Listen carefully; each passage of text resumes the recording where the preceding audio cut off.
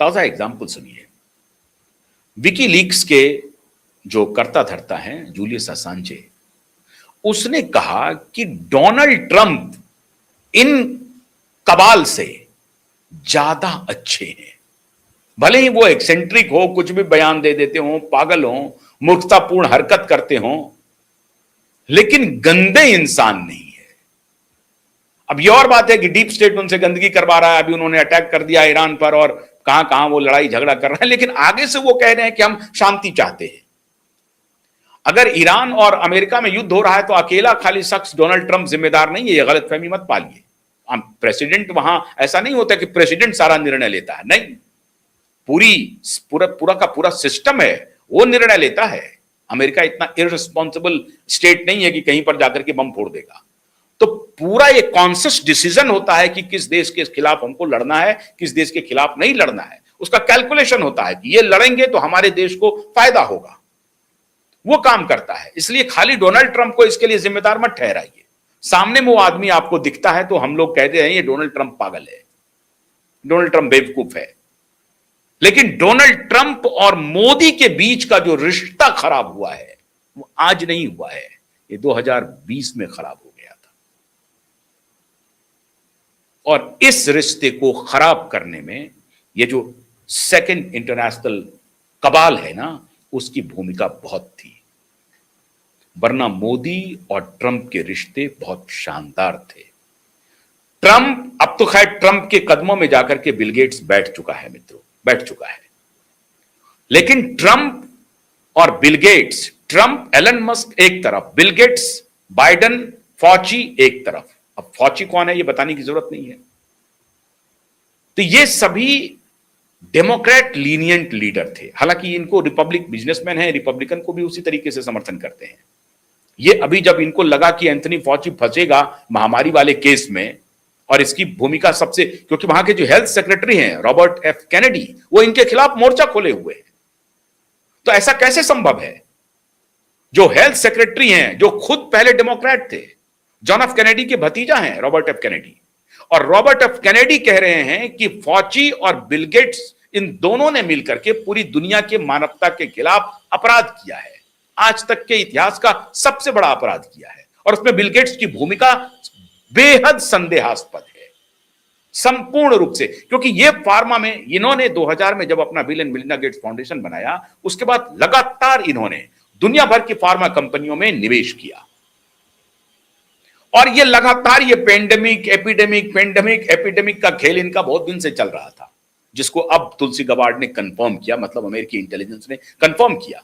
2019 में ही Donald Trump को पता था कि ये उनको हटाने के लिए पूरा षड्यंत्र हुआ था।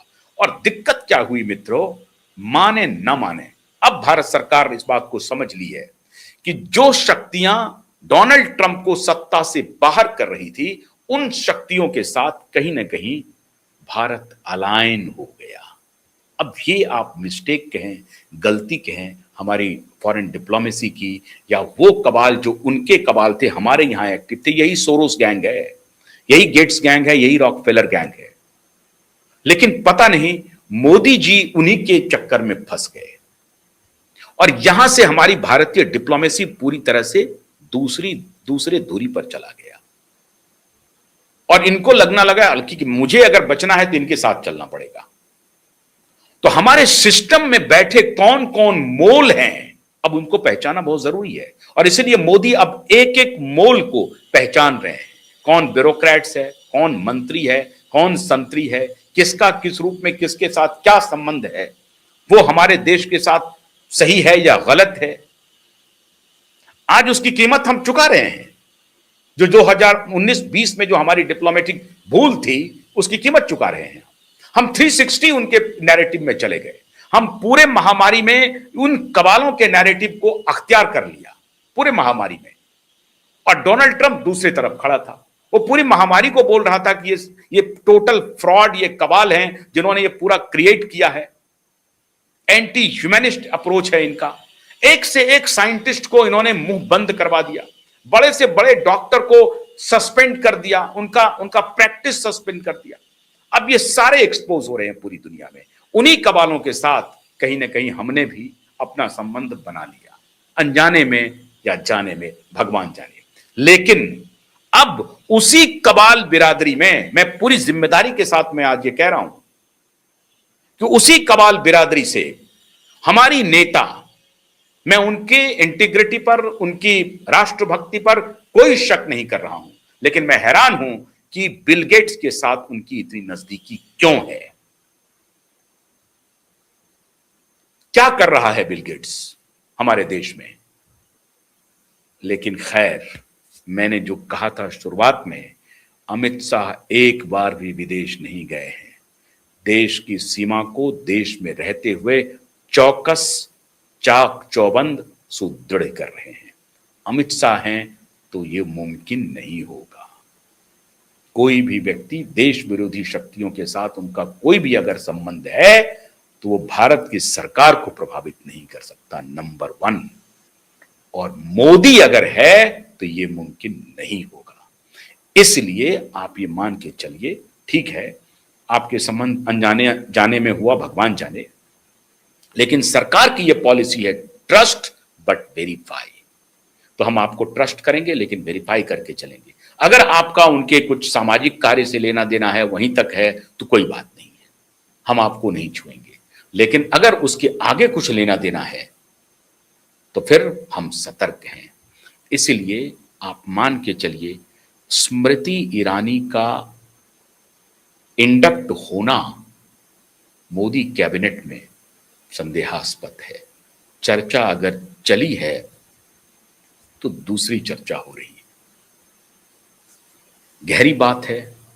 सामान्य रूप से आपको ऐसा लग रहा होगा कि नहीं मैंने स्मृति ईरानी के खिलाफ कुछ बोल दिया। बिल्कुल नहीं। मेरा स्मृति जी से, मैंने खुद कहा आपको, स्मृति जी के राष्ट्रभक्ति पर, स्मृति जी के लॉयल्टी पर कोई शक नहीं है। लेकिन ये जरूर हैरान करता है कि स्मृति ईरानी बिल गेट्स के साथ इतने हॉबनॉबिंग क्यों कर रही हैं। कोई आवश्यकता नहीं है, तब जबकि भारत सरकार अब बिल गेट्स को समझ चुकी है। पहले तो चलिए नहीं समझती थी, लेकिन अब सरकार समझ चुकी है। अब उनका माइक्रोसॉफ्ट एक ऐसा ये खेल है जो माइक्रोसॉफ्ट में अब उनका स्टेक भी बहुत कम है। वैसे तो bill and Melinda Gates foundation का अभी भी स्टेक है, 26% था, अब घट के हो सकता है और कम हो गया हो, लेकिन 26% फाउंडेशन का स्टेक है। उनका अपना पर्सनल स्टेक 1 या 2% के आसपास होगा। लेकिन माइक्रोसॉफ्ट के सिस्टम पर आज भी हम रिलाई कर रहे हैं। तो मित्रों, ऐसा लगता है कि भारत सरकार अब पूरी तरह से चाक चौबंद है। अपनी सुरक्षा से अब कोई समझौता नहीं कर सकता। भले ही आप देश के प्रति कोई ऐसा नहीं काम नहीं कर रहे होंगे, फिर भी अगर कहीं दूर से भी कोई रिश्ता नाता है तो भारत सरकार सतर्क है। अब बाकी आप समझदार हैं, आप समझ जाएंगे। बहुत बहुत शुक्रिया। नमस्कार।